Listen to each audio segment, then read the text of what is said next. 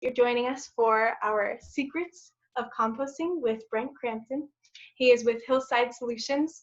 They are, I think, one of the most important and crucial environmental organizations that we have here in Omaha, as they take all of our food waste and turn it into nutritious soil that we need so badly. So welcome, Brent Crampton. Real quick, I just want to let you all know you are muted and you cannot be seen, so don't worry, whatever you're doing, we have no idea. At the end, we will open it up for questions. Feel free to ask them throughout in the chat or in the Q&A, whichever you're more comfortable with. Again, thanks for being here, and thank you, Brent, for being here. Yeah, I actually have no idea how many people are listening right now, so it's a little surreal, but I'll just act like I'm having a nice conversation with you three, and we'll learn some new things. So, okay, so I'll jump into screen share, and but yeah, Hillside Solutions. So we are an eco-friendly waste hauler, and so when I say that, what do you mean? What do you mean by that? And so that's waste haulers. A lot of times they don't just move trash from one place and take it to another. They also own the place that they take it to, own and operate. And a lot of waste haulers own landfills. And when you own a landfill, you are economically incentivized to take waste to a landfill rather than figure out ways to do other things with it. So when our company started, we're we're one of two local companies left. The rest are sort of international conglomerate entities. We instead of opening up a landfill, our company decided to open up the Omaha area's only industrial composting facility. And that one decision right there completely changed our whole business model and relationship to sustainability, because now we're not economically incentivized to take it to a landfill. We actually have to pay money to drop it off there. We are economically incentivized to compost it. And so what I love about that is that doing the right thing for the planet doesn't necessarily have to be under the entity of a nonprofit. You can marry sustainability with our capitalism society, and this is this company is an example of how that can look. So what we're going to talk about here is we're going to talk about composting, and so how to do it at home if you have a yard, and then how our company can help you essentially do it for you. Okay, so before I jump into all of that, I alluded on social media today that we're going to make a big announcement, and so just want to thank UNO, what you're doing with your campaign this month, Conservation Nebraska, and then also this is in partnership with Food Day Omaha, which is going on right now. If you're not familiar with Food Day Omaha, they'll be releasing content throughout the week on their Facebook page, Food Day Omaha. They have a website too. Check it out because it's related to everything we're talking about here. But you folks gave me the platform to make this announcement. And that essentially, so we have this program called Compost Club, which I'm going to talk about, which is how we can help you compost if you don't want to do it yourself. This is a program where people drop off their compostables at different spots around town. We take it, we turn it into soil. Currently, and so when we started that program in last year, it was a game changer because it was the first time in Omaha's history that residential people were able to begin composting a wide range of things that they had no other option than to send it to a landfill, right? So that's getting us one step closer to that zero waste lifestyle we all have to kind of acclimate towards.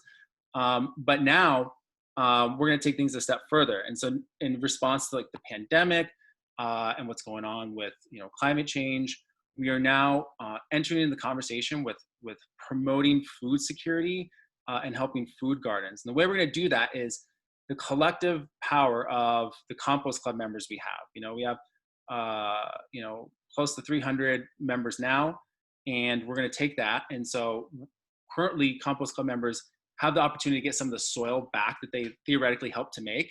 And so what we're going to do is, number one, increase the amount of soil that they can get back. Okay. And number two, we're going to give them the option, if they don't need it or want it, they, instead of picking it up, they can donate it to a local nonprofit church or school that is growing a food garden. Okay. And so we'll have a list of like people we're partnered with, different schools and churches and nonprofits that, and then like before this growing season, I envision a giveaway kind of thon, give-a-thon, where people, imagine like the bars, like, okay, this, big garden needs 10 cubic yards. Okay, cool. Like who's going to give to that? And you can see that go. All right, goal achieved, And so we're really excited about that because this is now going to be another game changer for our community, because we know that growing local food without the use of tilling, or chemicals, is one of the best things we can do to fix climate change and correct food system inequalities. Okay, and I don't know if any of you have seen the movie just came out on Netflix last week, Kiss the Ground. Okay, big deal in our industry that Kiss the Ground came out with a movie. It is so amazing, and in some ways, like, climate change seems so incredibly difficult and complicated, but the way they spell it out makes it so simple, because essentially all we've done to get us in this mess we're in now is we've taken fossil fuels from the ground, okay, carbon, and we put it into the air, and that's causing problems. Now we need to get the carbon in the air and put it back into the ground. And how do we do that? We grow things. That is a revolutionary, magical thing, just growing something without tilling, because when you till things, it puts carbon back in the air, which are agricultural industrialized patterns are now. So we need to change that. And without the use of chemicals, because the chemicals deplete the soil, and we need good soil to continue to grow things, okay? And so how do you get around not using chemicals or tilling? You use compost. That's your fertilizer. That's the magic stuff that you use to grow things.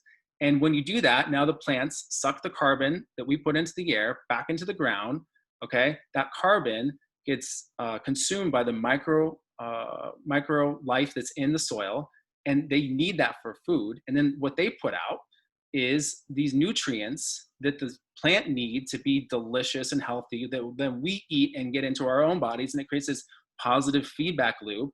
And if we do this, we're going to fix climate change, and we're going to do it. But that's, you all can participate in that process now. And so just do composting. Okay. So before I get into that, you talk about the secrets of composting. If you don't know anything about it, or you know a lot about it, it's all right. Hopefully you'll learn something new, or, if you're a novice, I'll walk you through it in a really simple way. Because at one point, I didn't know anything about composting. I'm 36 now. I got into this, about 3 years ago. Before that, I was a DJ throughout my 20s, and then I was a nightclub owner for a while. And then I decided, Trump became president. I was like, oh my God, I got to do something. And I was like, sustainability. I don't know why. I don't have any training. I don't know, but I was like, that was where my heart was leading me. And then it took me about a year, but I landed this job with this company. I've been here since, and it's been incredible. But my first day of work, I walk into the office and my boss goes, welcome to the feces and trash business. And I had this freak out moment, because he didn't say feces. He said he used a different word. And I was kind of like, what am I doing here? Because I went from this lifestyle, here I am in the DJ booth with my friends, to, popping wannabe bottles of champagne on the dance floor, to DJing with rock stars like Todd Fink of The Faint with random blue strips of paint on my face, to modern times like this. So here I am. This isn't, even though I look a little disgruntled in this photo, this is not actually how I view what I do now. This is more kind of how I think about what I do, this photo right here. But the point is that what I thought going into this job and what I know now are very different things. And I had these series of epiphanies, like the first 6 months on this job, not knowing anything and supposed to be the person that knows everything. My brain was exploding. It felt like I was in, I went to UNO. I felt like I was in those classes again, learning new things about history in the world, and thinking, oh my God, this is almost dangerous, life-changing information. If only other people knew this information, they would be compelled to act. For college, it was critical reasoning that I learned at UNO, and this helped me throughout my life. I don't remember a lot of other things. And I think if, you look at the problems we have with polarization and in the political world, if people just had more critical reasoning, we wouldn't have all this fake news stuff we got going on now. Anyways, tangent aside, the equivalent in this industry is I had these epiphanies that once I learned this, I was like, I was well-meaning and I did not know this. And if other people know this, like this is going to change information. So here's what I thought and what I know now framed with, we're going to teach you about composting. Okay. And the first thing I thought was trash equals waste. This is what we're acculturated to think. This is how we're brought up. Trash is waste. Okay. What I know now is that the average American produces 4.3 pounds of trash every single day. Each one of us, on average, 4.3 pounds of trash, according to the EPA. Okay. And I've seen numbers for Nebraska, the state specifically, that's closer to 7 pounds because of our agricultural waste. Oops. Okay. So what I discovered is that waste is a human invention. Every other creature that lives on this planet has figured out a way to live a symbiotic life with nature, AKA a zero waste existence. Okay. So what that means is that trash is not waste. Trash is a resource. Okay. Every time it goes to landfill and we bury it, it's like taking money in your wallet. But who has cash money anymore? But cash money, right? Just imagine that stuff and putting it in the ground, burying it, forgetting about it, right? That's insane. Okay. So, the next thing I thought, when my food waste goes to a landfill, imagine a head of lettuce, it just breaks down safely into dirt, no big deal, right? Wrong, way wrong, so incredibly wrong. And this is, no one teaches us this stuff, okay? So let's talk about it, all right? How do landfills work? So landfills, like the trash comes down for the day, okay? And they're required by law to put a layer of dirt, they call it fill dirt on top, okay? And this is a completely legal photo, as you can tell from the stuff on it. And so what that does is it creates an anaerobic environment, which is a fancy way of saying oxygen can't get to that head of lettuce to break down in the landfill. Turns out that's really important. The oxygen part to the lettuce is like really important, okay? It's great that the smells aren't going around, but like the oxygen not getting the head of lettuce, we're now taking a flimsy, innocent piece of lettuce and we're weaponizing it, okay? Because what it's doing for the next 10 to 25 years, research shows, it's just hanging around in the landfill, and anaerobic bacteria, which can exist in those in those elements, are eating away out of it, okay? And what it's putting off is methane gas. Here's some carrots, okay? 20 years old, excavated from landfill, what they still look like, okay? So that methane gas is weaponizing that lettuce for the next 2 decades, okay? And people talk about carbon or CO2 being a bad thing. Methane can be up to 120 times worse, some research shows, in the first year. And in fact, landfills are responsible for 34% of all the methane that comes out of America. This is kind of a big deal that nobody tells us about, okay? The next thing is that like all the liquids in all our food and everything else we put in the landfill mixes together and creates a toxic sludge called leachate. And sometimes that can break into waterways and cause a lot of damage. And it also just shortens the lifespan of our landfills. I know the city of Omaha landfill has a 100-year life expectancy, but now we're going to accelerate that by, over the next 20 years, 10 to 20 years, putting all of our yard waste for some reason into the landfill instead of composting it like we used to do. So the solution, of course, is the compost, okay? And we talked about the bad things about when you don't compost. The good things are, the food tastes better. You reverse climate change through, what I talked about earlier with sucking carbon out of the air and putting it back into the ground, where we're going to have to do. And you increase water holding capacity, less soil runoff, and all those types of things. And so this is the trailer for Kiss the Ground. I'm not going to play that just because I know what like the sound is like when you play it from my little speaker in back end. Kiss the Ground.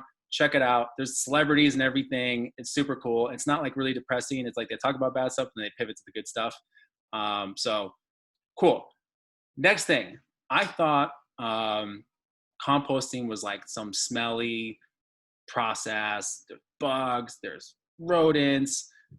So yeah, who wants to do that, right? What I discovered is that if that's the case, then you're doing it the wrong way, okay? And so once I got into the job, I was like, well, now I need to walk my talk. So let me figure out how to compost at home. And I get on Google and I say how to compost at home, right? And there's like so much stuff on the internet. It's a little confusing and kind of daunting. And so what I'm about to share with you is like the composting for dummies reduction. And the reason why I make it, I've just chosen to make it so simple is kind of like in our sustainable future, one of the adjustments that we all make, along with like having solar panels on our roof and stuff like that, is everybody in their backyard is going to have a compost pile. This is inevitable. This is the way life is going to reorientate itself. Start now. Just do it now, and get ahead of yourself. So, and I want you to remove all the barriers of the things that you think are reasons why you can't or are stopping you from doing it, and just doing it now. Do it today. Here's how. Step one, you're only in a home setting, only going to compost vegetable scraps, fruit scraps, yard waste. Those are the big three. Once you get into the culture and you're all about it, you can figure out other stuff you can do. I don't want you to worry about that right now. Like eggshells, for example. You can do eggshells, all right? I'll tell you that. But, you know, I don't want you to worry about anything else. Those are the big three. Focus on that, okay? I'll keep you in a good place, okay? Step two is in your kitchen, you want to toss those fruits and veggie scraps into a container. Doesn't have to be like a special, you know, metal thing with a charcoal lid that you got online. Like that's just a barrier that's stopping you from doing it. You can choose anything, any trash can, whatever. Here's mine. I just repurposed the trash can I had, little pull-out thing. I had two, now one's a compost thing, okay? No liner, because you can't compost liners and then you waste the liners anyways. I just rinse it out with the hose or my sink. Okay, step three, you're gonna need a backyard, okay? If you live in an apartment, you can do vermicomposting, like with worms. I don't know anything about that. I'm not gonna talk about that, but that's what you can do, okay? If you have a yard, great. So then you just gotta find a place to start your compost pile. Really the only stipulations is like, you know, it needs light, because the light's gonna help break it down. And then, you know, you want to be able to reach it with your hose, because every once in a while it's good to douse it with water. Just like if you're watering your plants, it just helps. The microbial life loves it. Okay. Step four, this is where a lot of people get it wrong. Okay. So you want to get around the right ratio to get rid of all the, like the smells and the bugs. Okay. So for every 1/4 of food waste, that's your nitrogens, you want 3/4 of yard waste, that's your carbons, okay? And here's how you know if you got it right or wrong. If you see bugs, and if it is smelly, just add more yard waste. Simple as that, okay? You don't have to like gamify this to just get the right ratios. Like that's your telltale sign that you need to add more, okay? And you can't overdo it. You can't like, oh, oops, I added too many leaves. Like, don't worry about that. So this is an example of mine at home, okay? A neighbor put out these wood pallets on the sidewalk, kind of like, hey, anyone want them? I took them, right? And if you look, I just used zip ties to just like put them together. Like this is the most rinkety thing, whatever, but super simple, didn't spend any money. You don't have to do this, but it's cool because the openings allow air to get in what you want, and it kind of holds it all in place. And I just feel cool because I've repurposed crates sitting in my neighbor's yard. So then, how often do you probably have some idea that you need to like move it around, which is right.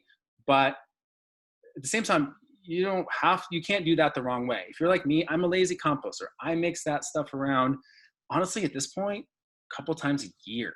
Like I'm not in a hurry. If you're like, hey, I want to get some compost ready, you know, sooner than later. I know some people that mix their stuff around like twice a week. And that's really fun because then you're accelerating the process and you see steam come off of it sometimes early in the morning. That lets you know that's like, it's literally baking. Like things are alive in there, creating heat, warmth, just like our bodies create heat, warmth. And it's killing off, you know, bad bacteria and just leaving around the good stuff. So you can't mess that up. So how do you know when it's done? Just take a sample, put it in a container, you know, put it in your house for like an afternoon or a day. Come over to open it up and smell it. And if it smells just like earth, just like dirt, it's ready. If it smells a little funky, keep composting. Okay. So that's the simple way. And I know we're recording this and we'll put this up on Hillside, Hillside.Solutions, our blog. And we also have another video up there too that does another version of this. Really simple.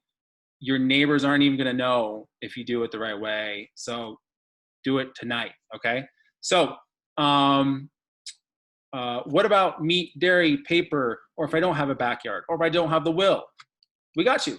We have our service, which I talked about earlier, called Compost Club.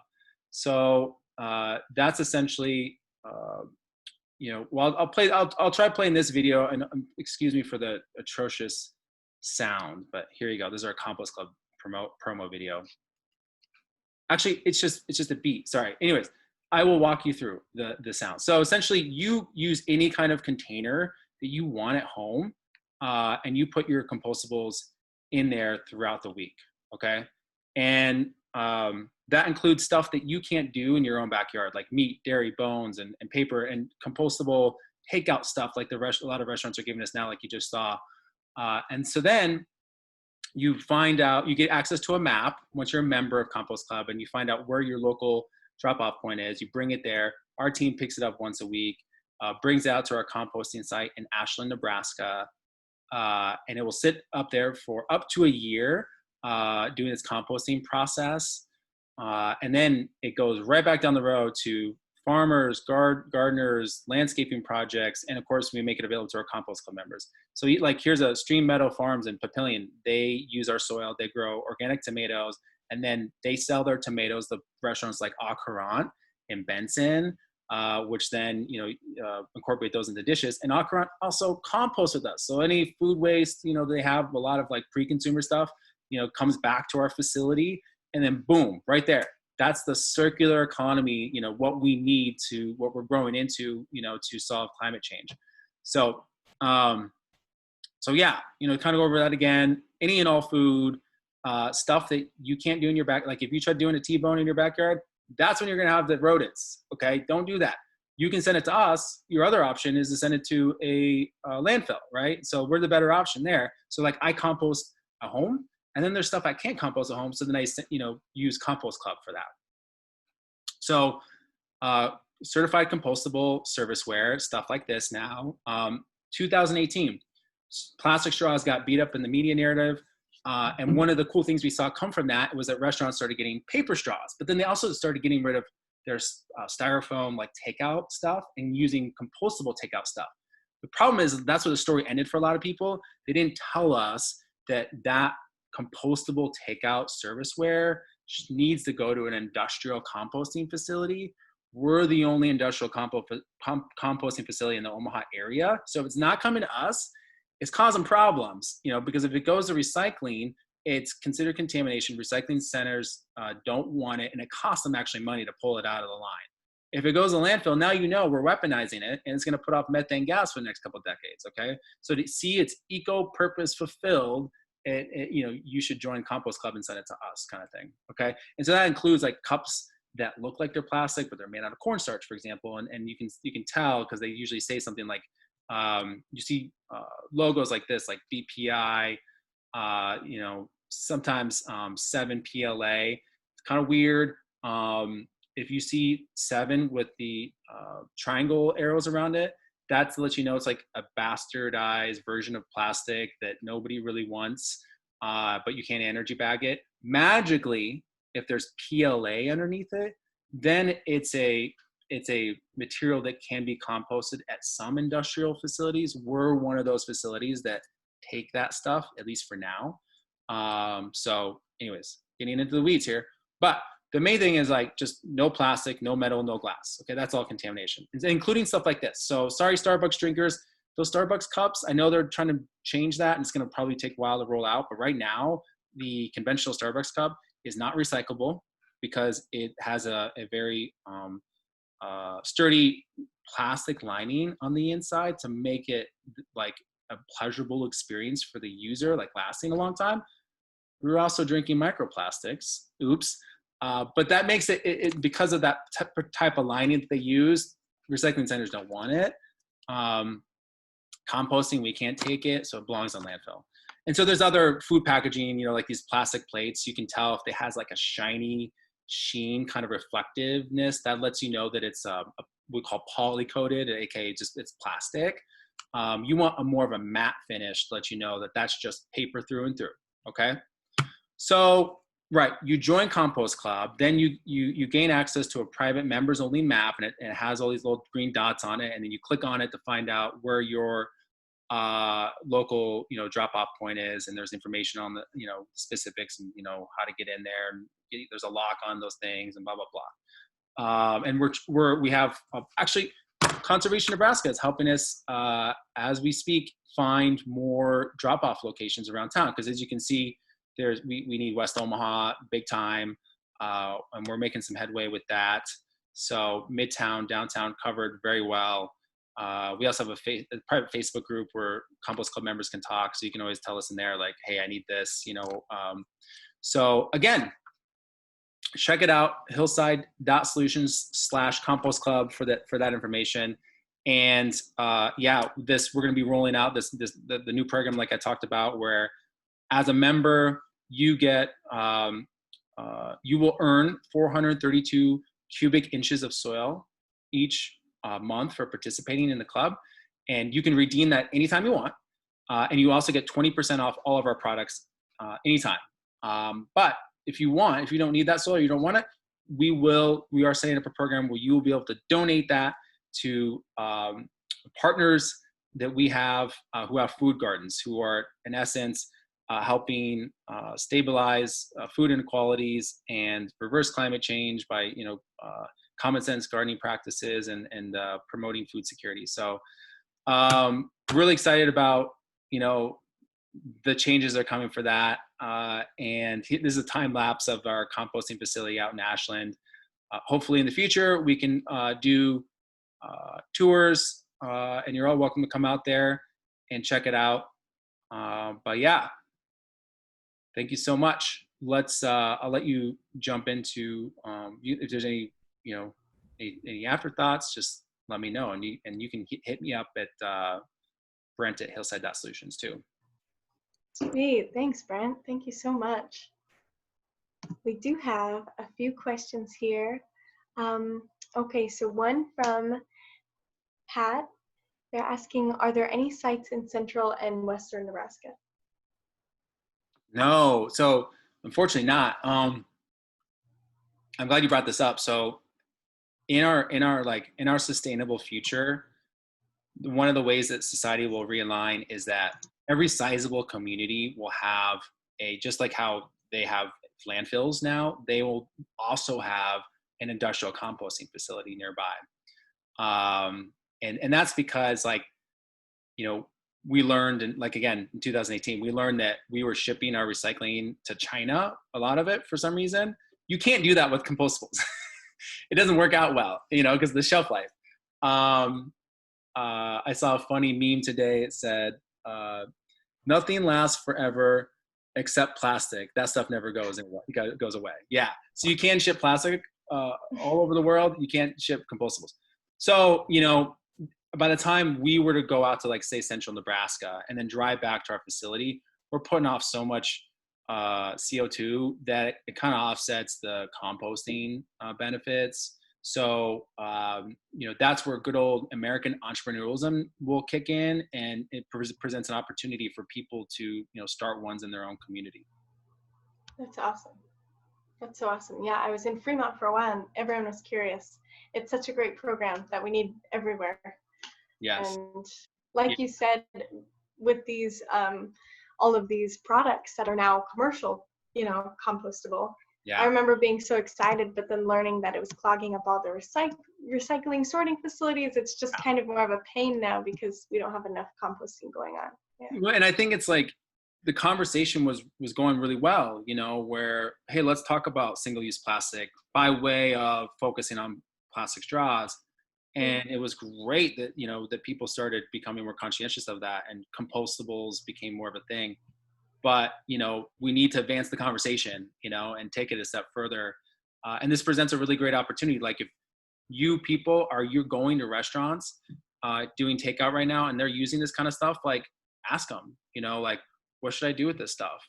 Are you composting? Are you telling your customers what to do with this stuff? And so one of the ways that we're partnering with a food establishment to take the next step is the Switch Food Hall in Blackstone that just opened up in June. As of this week, I believe we created this flyer that basically educates them in the way that we just talked about. It's hey, well, first off, they're really cool because everything they give the customer is compostable between the food, and the takeout material. And so, this flyer kind of educates you hey, don't put this in landfill. Don't put this in recycling. Don't put this in your backyard compost pile. Sign up for Compost Club. Mm, And so that's kind of one of the ways that we're overcoming that misinformation, and advancing the conversation. that's awesome. Do you know, does it take longer than, like, how much longer than a food product like a banana peel, for example, would it take to compost a compostable plastic cup or plastic? Yeah. So kind of the common thing is that I hear is like up to 8 weeks. Those compostable servicewares it takes to break down. So like after about 2 months, most of that stuff is sort of basically broken down. But at our facility, we let it sit there for up to a year, and it's like called a curing process. And the Nebraska winners do something special to the end product. But again, in that situation, it all breaks down except plastic. That stuff does not Mm, go away. So then we have screeners to get a lot of that out. But unfortunately, with microplastics, there's just certain stuff you just can't get out. And mm-mm. that's like one of the weird realities we're having to grapple with, is like there's microplastics in our water, in our fish, in our food system, in our soil, in our bloodstream, floating around right now. And it's like the 1950s where everybody smoked, but no one really knew like what the consequences of that are. It's like nobody really knows what the consequences of like all this like microplastic in our human system is going to do, but we'll find out soon enough. Anyway, so yeah. Yeah. Do you know, with the compostable plastic cups, there's nothing in there that's like a carcinogen, or do you know, is it safe to put back into our soil? Yeah, so I think like the BPI certified compostable stuff, like that's the best stuff. In terms of like when it comes to compostable serviceware. I know 7-PLA, there's like a lot of research coming out about that it's like, it's not, it's hard, it's more difficult to break down. It's not really doing anything beneficial for the soil. It's just kind of taking up space. And I think more research needs to be done in that area in terms of like, is this something we should be taking? And at the same time, in tandem, like we have to get the manufacturers who are making this stuff to come to a standardization to say, in tandem with like, the federal government creating standards in terms of packaging.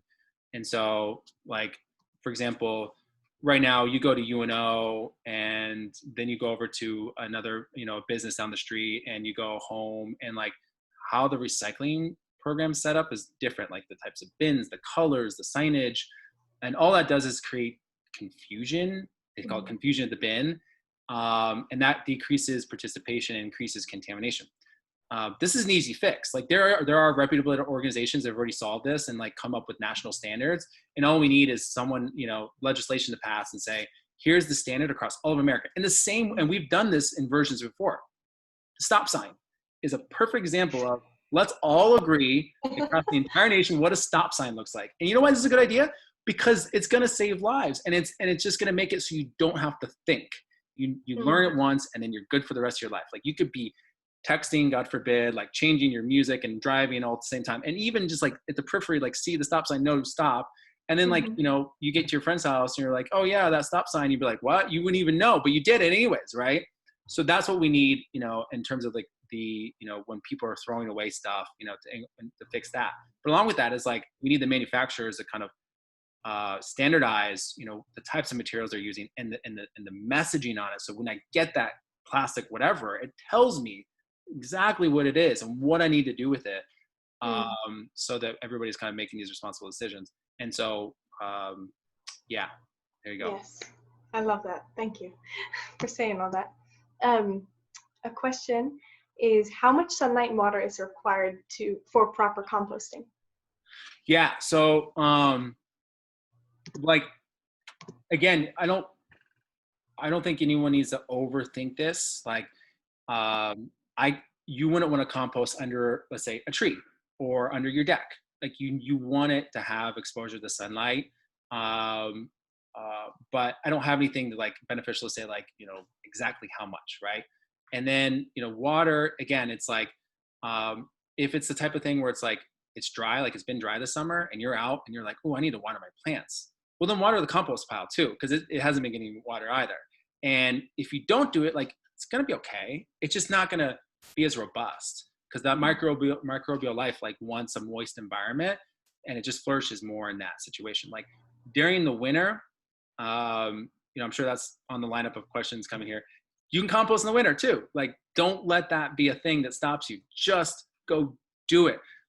Does it slow down? Yes, but it doesn't. I mean, it isn't completely all stop. It halts. It chills out, but it will come back, and to just keep adding your food waste. And if it's like freezing temperatures, you don't have to worry so much about the yard waste. But maybe you're like, okay, yeah, whatever, right? Just do it, and you'll figure it out along the way. It's so simple, and you just don't have to overthink it. Yes. I have a question about, have you looked much into bioreactor landfills? And I understand that landfills are not the way to go, but I had a thought one day. I was like, what if we put the oxygen into these old landfills that everything's breaking down super slowly? And so I looked it up, and there are a few that the EPA is testing out where they're re-adding that in, but there are still some downsides to it. What do you have any thoughts about those? I don't know anything about that, but that sounds amazing. I do know that our city landfill, it basically collects some of the methane that comes off of the landfill, and through a process called combustion, really simplifying it, sends it to OPPD to use in our electric grid, right? That's cool. Like that's a good thing. Here's the problem. So if you dig a little deeper into landfills that do this, and Sierra did a nice paper you can find online about this. And what they found is that landfills that also collect methane for combustion, the landfill operators will change the way they're managing the landfill to essentially exacerbate or increase the production of methane. So rather than kind of just doing what they do normally, and if there's methane that comes off of it, capture it cold, that's good. They'll purposely do stuff to accelerate the methane release. Okay. If it was a closed system, all good. Like there's a yogurt company that has a closed system, and they power their own yogurt plant doing it. Cool. But it's not. And so what you're doing is you're only capturing a fraction of the methane that's now being released in a larger amount. And this is, contributing to climate change.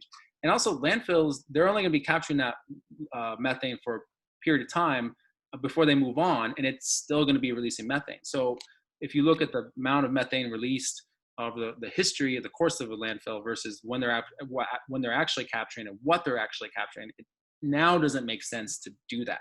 And then you get it enables poor decision making.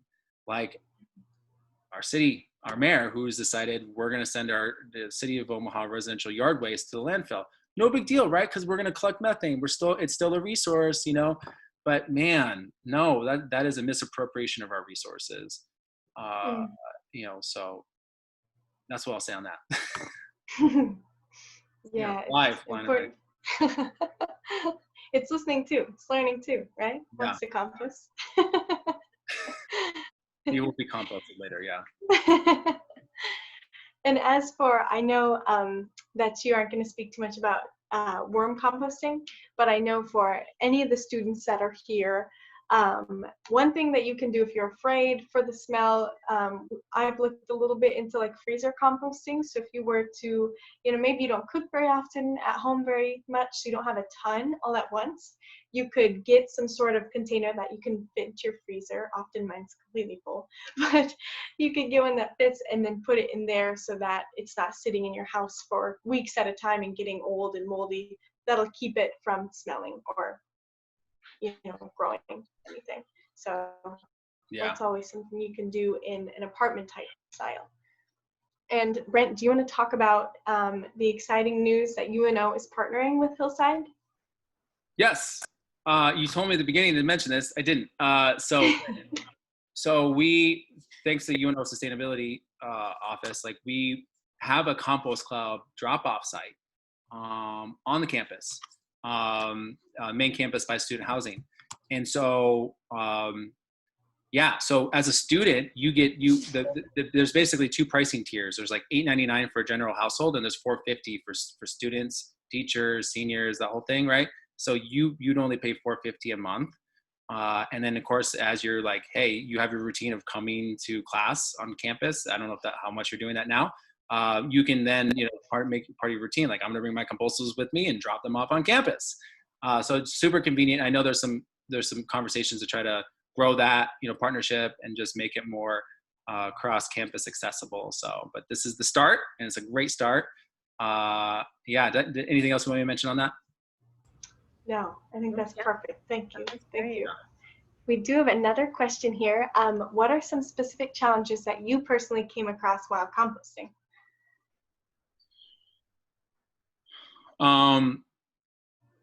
So I suppose you want to get a routine around like the progression of the pile. So I really simplified it, and I didn't talk about this, but let's talk about it. So in that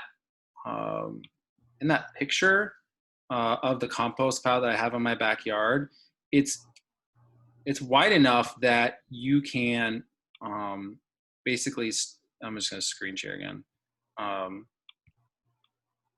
I kind of essentially I put the fresh stuff on the left side, and then when I do flip it, which I said these days isn't often, I will kind of then have a secondary kind of area in the middle, and then by the time I flip that again, it's to the far right, that's kind of in the this is kind of the dunzo stuff over here, and then so that way I kind of have a flow, and that certainly helps out.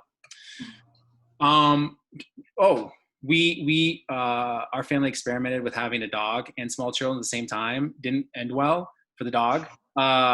Actually, it worked out great. The dog lives with another family around the corner from where we live, and we see Instagram photos. He's like an IG life dog influencer now, living a wonderful life. It's incredible.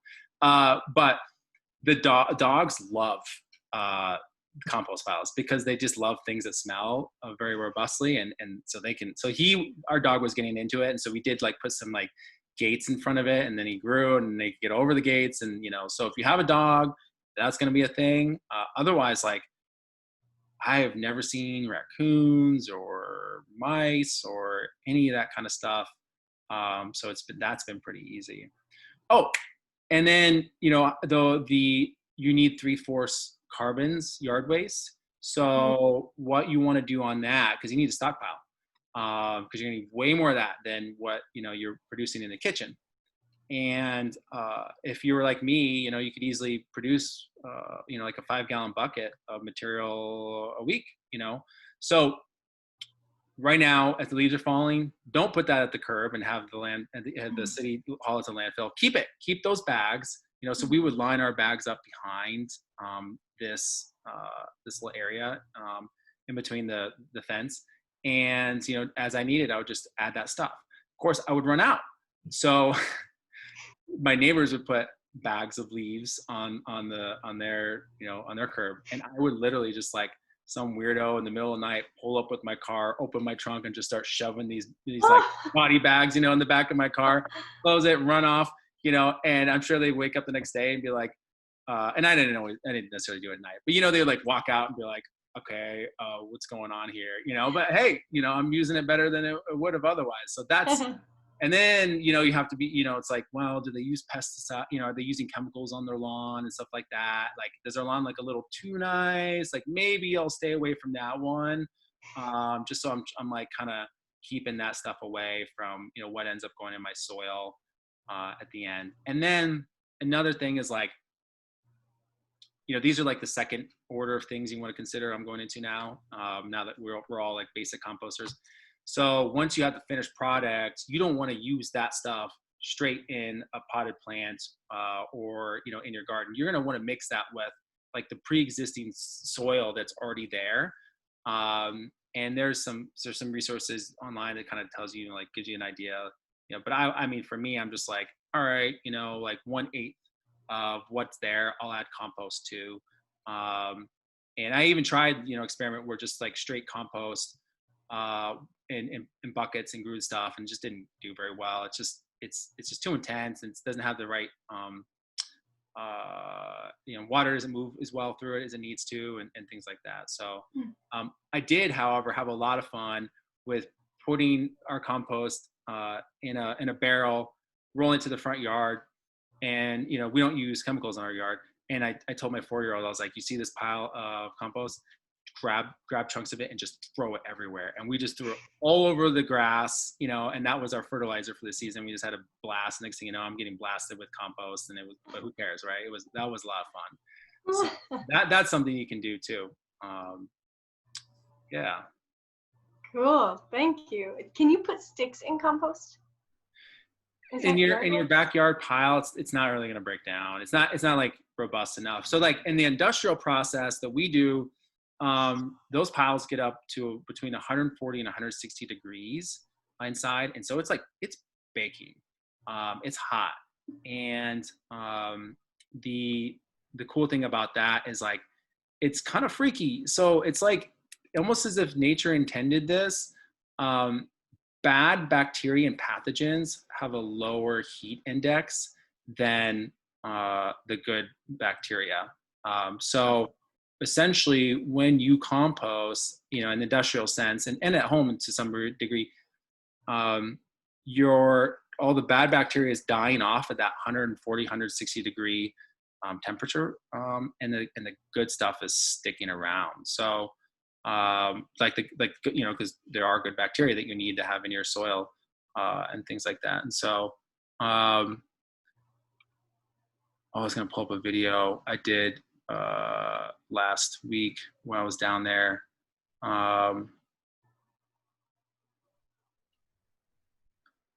Here, let me just play this for you. I gotta do my screen share here.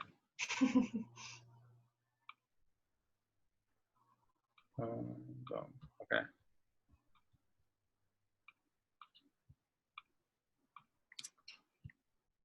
See those turkeys?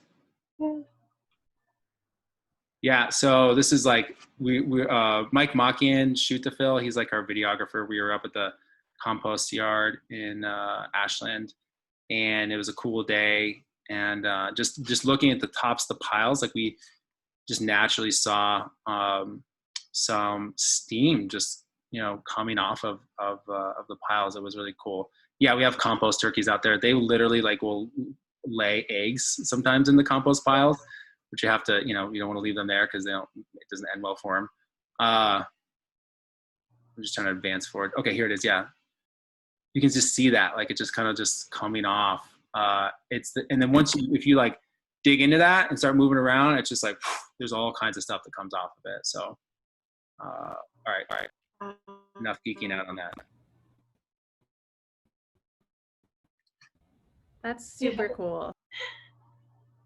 So speaking of that, I know Christina put it in the chat, but tomorrow and Friday, yes, it's Wednesday, tomorrow and Friday, we have tours at the Ashland composting site on Thursday, and then on Friday it's at the downtown composting site. So if you all are interested, we have kept it to 10 people, so we're trying to keep it smaller because of COVID.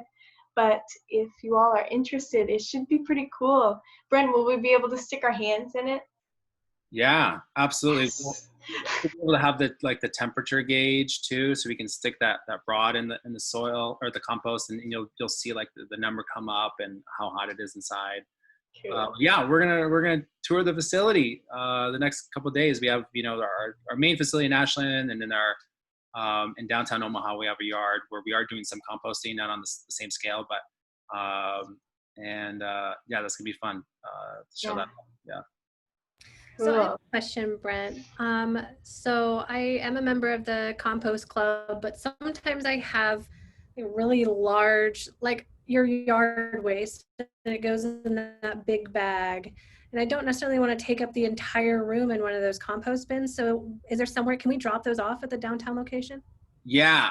I don't know if you're just setting this up as this is a question people have, or you're honestly curious about this yourself, because if you are, I'm oh my gosh, I feel bad that you don't know this yet. What do we need to do to change this? So here's what we came up with that. So you're right. So imagine there's we have a hair salon that it's a Compost Club drop-off site, and they're gracious enough to have some carts there. but like one of us couldn't like show up and drop off 10 leaf bags out there. Cause like that's their, where they're doing their business. So it's more like the Compost Club, like drop-off sites are more geared towards like the food waste and the compostable takeout and the paper towels and the stuff that's just more dense. For yard waste, if you have a bunch and you want to, you are welcome to load it up and drive it to our downtown yard on Abbott Drive on the way to the airport, and you can drop off as part of your membership benefits an unlimited amount of yard waste if you have the will to go and bring it down to us. Yeah, that's super easy. Excellent. Good to know. Thank you. Well, sweet. Okay, any more questions, you guys? I know you've had plenty of time. Oh, hey, we got another one. Do you have to worry about chemicals on grass clippings? So in a home setting, that's something I try to steer clear of. I think you'll see different, like there's different information out there, and I just don't know enough to verify. Like, by the time it composts and it's in your soil and your grow stuff, like how much of that is actually still around and infecting.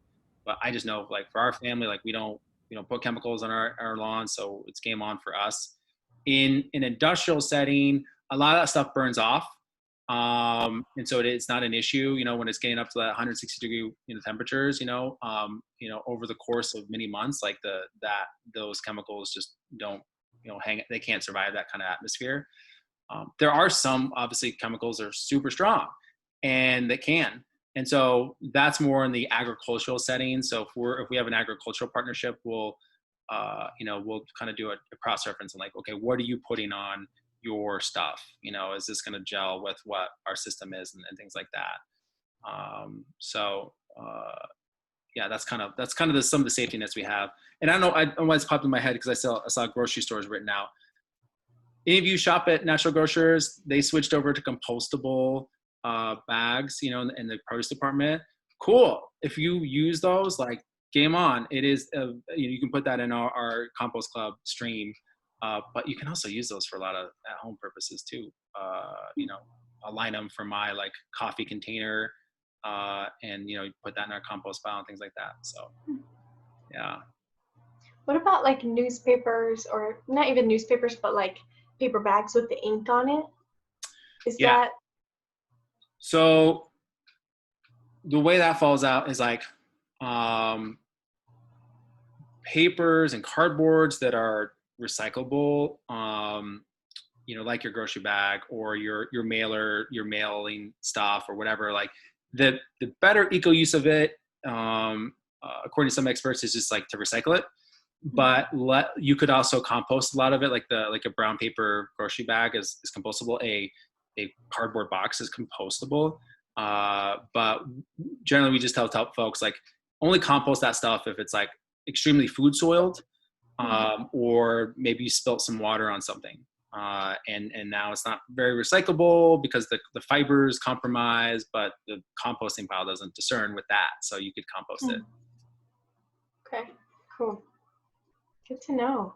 So much great information, Brent. Thank you so much. Yeah, this is fun. So yeah, thank you everyone for good questions too. Great question. Yeah. Well, awesome. I hope to see all or any of you out at the tours Thursday and Friday. All of the information and time, and please register so we know that how many people are going to be there. But all of that's on the Facebook page. So yeah, go ahead and fill that out if you're interested. We would love to see you. And yeah, again, thank you so much, Brent. This has been so awesome. Yeah, Brent, appreciate it. Thank you all. Enjoy your evening, and look forward to seeing you all tomorrow. Yay! Yeah, you too. Absolutely. Bye. Bye.